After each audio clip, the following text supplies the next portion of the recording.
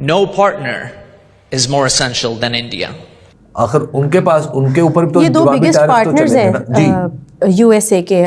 जो चाइना जी। है वो सबसे बड़ी इंपोर्ट मार्केट है फॉर यूएसए, और इंडिया सबसे बड़ी एक्सपोर्ट मार्केट है यूएसए के लिए। नए एम्बेसडर साहब जो हैं वो पूरी कोशिश कर रहे हैं कि मैं चीज़ों को ट्रैक पर लेके आऊँ। I come to this remarkable nation with profound respect and with a clear mission to take the partnership between our two great nations to the next level. That was awesome. That was a future, a direction, a way that India is going. Leadership है America की, उन्होंने they have called, उनकी phone call conversation हुई है जयशंकर से, Marco Rubio. अब तो लोग इस हवाले से सीरियसली उनके ऊपर सोच रहे हैं कि कहीं खुदा न खास्ता ऐसा तो नहीं कि दुनिया का सबसे ताकतवर शख्स वो मेंटली कहीं हिल तो नहीं गया हुआ। तो एक तो ये उसका पहलू है। देखिए, अमेरिका के पास इस खित्ते में इतना बड़ा प्लेयर कोई नहीं है इंडिया जितना। Americans, I urge you to please listen to this, share this, and understand that India's direction is a very good direction. The Hindu majority over there, amazing people. Now, the Trump administration is basically revisiting everything. यानी Donald Trump वो कहीं जंग शुरू करना चाहते हैं, क्योंकि इसीलिए जगह जगह वो टैरिफ लगा रहे हैं। तो पूरी दुनिया का जो एक सिस्टम है इकोनॉमी का, उसको वो बदलना चाह रहे हैं। अमलन इसका नतीजा ये होगा कि खुद अमेरिका तनहा रह जाएगा। बिल्कुल। तो मतलब इंडिया ने तो सारे वेस्ट के मुंह पे थप्पड़ मार दिया। उन्होंने कहा पायन तुसी हमारा आपका ताल्लुक कोई आइडियोलॉजी पे नहीं है, हमारा इंटरेस्ट पे है, ये आप अपनी आइडियोलॉजी अपने पास रखें। नमस्कार दोस्तों रिसेंटली अमेरिका के नए एम्बेसडर टू इंडिया ने एक ऐसी स्टेटमेंट दी जिसके बाद भारत और अमेरिका के रिलेशंस कुछ हद तक सुधरे हैं। उन्होंने कहा कि अमेरिका के लिए इस वक्त भारत से ज्यादा इंपॉर्टेंट पार्टनर कोई नहीं है।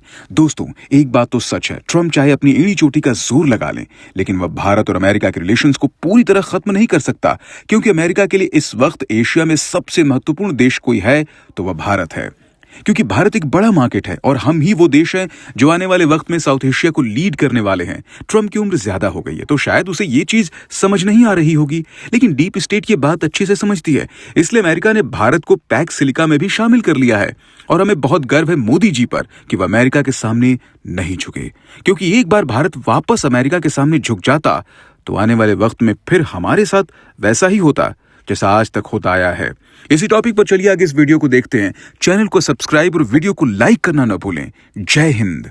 अच्छा, अगर चाइना, रशिया और इंडिया के ऊपर कुछ पाबंदियां भी लगती हैं तो वो तो पहले से ही एक टैरिफ को भुगत रहे हैं। 50% तो इंडिया पे है। बिल्कुल। तो जब वो पहले से टैरिफ को भुगत रहे हैं तो उनके लिए कोई अगला मसला भी कोई नई बात नहीं होगी। हाँ, जो पाकिस्तान जैसे मुल्क है, यूएई जैसे मुल्क है, तो ये तो बिल्कुल अपनी ट्रेड एकदम जीरो पे लाने की कोशिश करेंगे। दूसरे मुल्कों के लिए इस सोर्सिंग को बदलना अभी थोड़ा सा मुश्किल होगा। तीसरा इसका पहलू ये है कि क्या डोनाल्ड ट्रंप वाकई इन पाबंदियों में संजीदा है? ये भी एक क्वेश्चन है कि क्या वो वाकई इस रास्ते पर आगे बढ़ते हुए पाबंदियां लगाएंगे और अपनी ट्रेड भी खत्म कर देंगे। आखिर उनके पास उनके ऊपर तो ये दो बिगेस्ट पार्टनर्स हैं यूएसए के। जो चाइना है वो सबसे बड़ी इंपोर्ट मार्केट है फॉर यूएसए, और इंडिया सबसे बड़ी एक्सपोर्ट मार्केट है यूएसए के लिए। तो ये इतनी बड़ी ट्रेड को क्या वो कॉम्प्रोमाइज कर सकते हैं? अब वो कैसे कॉम्प्रोमाइज करेंगे? अब डोनाल्ड ट्रंप साहब का ख्याल ये है कि वो सारे काम टैरिफ के डंडे से कर सकते हैं या अपनी फौज के जरिए कर सकते हैं। तो ये ख्याल मेरा ख्याल है ये तो बिल्कुल ही बचकाना सा ख्याल है। अब तो लोग इस हवाले से सीरियसली उनके ऊपर सोच रहे हैं कि कहीं खुदा न खास्ता ऐसा तो नहीं कि दुनिया का सबसे ताकतवर शख्स वो मेंटली कहीं हिल तो नहीं गया हुआ। तो एक तो ये उसका पहलू है कि वो नाफिज भी कर पाएंगे या नहीं कर पाएंगे।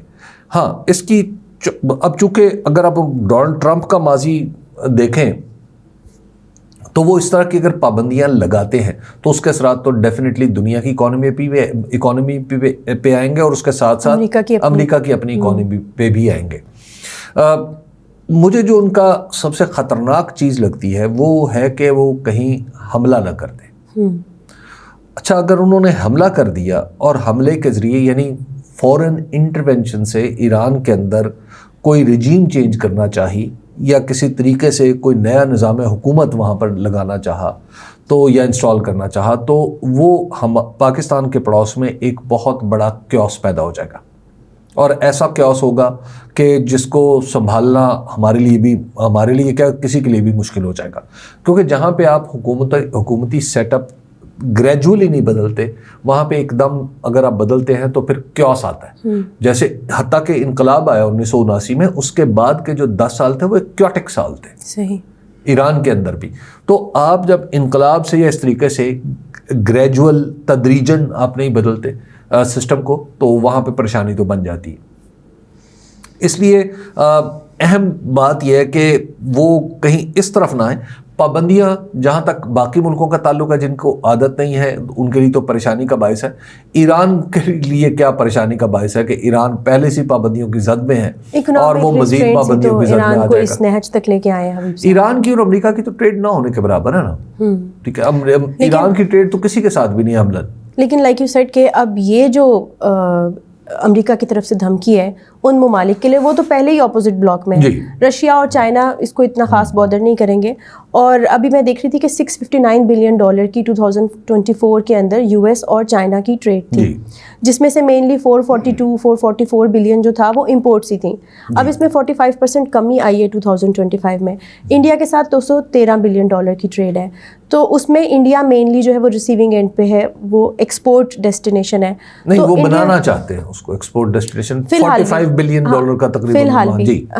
तो अब इस तरह की सिचुएशन है, तो इंडिया तो ऑलरेडी सर्वाइव कर गया। बहुत सी इंडिया ने रिवर्स भी किया, विड्रॉ भी किया ऑयल परचेज को फ्रॉम रशिया, लेकिन उसके बावजूद भी 50% स्टिल स्टैंड, 50% ऑफ टैरिफ। जब जो ऐसा लगता है कि जो डोनाल्ड ट्रंप हैं उनका सियासी मुस्तकबिल तो बड़ा ब्लीक है, बिल्कुल ठीक है ना, वो अपने इस अंधेरे मुस्तकबिल को बदलने की कोशिश कर रहे हैं इस वजह से। और जब भी हुकूमतें इस तरह की हों और लोग जमहूरी ना हों मिजाज में, तो वो करते क्या है कि अपने इक़्तिदार को तूल देने के लिए मुख्तलिफ जंगें छेड़ते हैं। जब वो जंगें छेड़ लेते हैं तो उसमें दूसरे लोग भी इन्वॉल्व हो जाते हैं। हिटलर ने क्या किया था? हिटलर ने जंग अजीम शुरू कर दी। हिटलर, मसोलिनी सब लोगों ने जंगें शुरू कर दी। जब ये जंग कहीं ऐसा तो नहीं है कि ये अपने इक़्तिदार को तूल देने के लिए, यानी डोनाल्ड ट्रंप वो कहीं जंग शुरू करना चाहते हैं, क्योंकि इसीलिए जगह जगह वो टैरिफ लगा रहे हैं। पूरी दुनिया का जो एक सिस्टम है इकोनॉमी का, उसको वो बदलना चाह रहे हैं। अमलन इसका नतीजा ये होगा कि खुद अमेरिका तनहा रह जाएगा। अमेरिका के अलावा लोग बिजनेस करना शुरू करते हैं और अमेरिका को इकोनॉमिक लॉसेस हुए हैं। जी, और अमेरिका को हर चीज जो $1 की होगी दुनिया में, वहां पे उसको $2 की खरीदनी पड़ेगी। हबीब साहब, अभी मैं पढ़ रही थी कि चाइना को $1 ट्रिलियन का सरप्लस हुआ जी। अमेरिकी पॉलिसीज की वजह से अमेरिका को डेफिसिट हुआ और चाइना को सरप्लस हुआ, क्योंकि चाइना ने डाइवर्सिफिकेशन ऑफ मार्केट्स। देखिए, उनकी इंडिया की अपनी बहुत बड़ी ह्यूज मार्केट है, डोमेस्टिक मार्केट बहुत बड़ी है। बिल्कुल, चाइना उस मार्केट को डेवलप कर रहा है। अब इंडिया यानी अमेरिका क्यों इम्पॉर्टेंट है ट्रेड वाइज? 2 ही वजूहात है। एक उसका डॉलर पे कंट्रोल, स्विफ्ट सिस्टम उसके पास है, यानी चेक क्लियरेंस, पेमेंट क्लियरेंस उसके पास है। और तीसरी बात यह है कि वो बहुत बड़ी मार्केट है। जितना अगर दुनिया में कोई शख्स $1 खर्च करता है तो अमेरिकन वो कई हज़ार रुपए खर्च करता है। तो दुनिया की इतनी बड़ी मार्केट होते हुए, यानी मैं उसके वॉल्यूम के एतबार से कह रहा हूँ, नॉट नंबर ऑफ कंज्यूमर्स। तो जब वॉल्यूम इतना बड़ा है तो सारी दुनिया उनसे ट्रेड करना चाहती है।